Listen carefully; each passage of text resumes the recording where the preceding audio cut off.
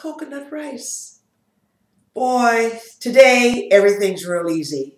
You can just bop on down to the store and buy your shredded coconut. We couldn't do that. We bought the whole coconut, and they had these little eyes, on the coconut. And we take an ice pick and hit those eyes, get the hole going all the way through, and then take the coconut and turn it over on top of a glass and let all that water just drip down into the glass. And then we would, of course, we'd fight over who was going to have it because there wasn't enough of it to really go around. Then we'd take a big old hammer and hit that coconut and crack it, peel that hard shell off of there, and then start digging out this white, really moist meat that was covered with some kind of a brown skin type thing on it.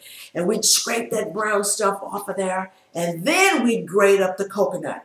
Now, we would fight over the juice that came out, the water that came out, and my grandma would say, oh, no, no, no, you don't get this. This goes into the rice.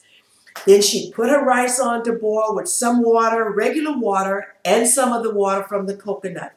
Cook that rice, and while it's cooking, we'd be grating the coconut on a hand grater. And when that rice would get done, she would take and she'd put a little butter in that hot rice, and then we'd stir in that coconut, that fresh grated coconut. That was some of the best stuff on the planet. Sometimes she'd throw a few raisins in there and maybe a little bit of milk, and we could have that for a dessert, or we could just have that as a side dish when we did have any meat to have. That was really good. And I think the fresh coconut was a heck of a lot better than the dry coconut, although the dry coconut is a little more convenient.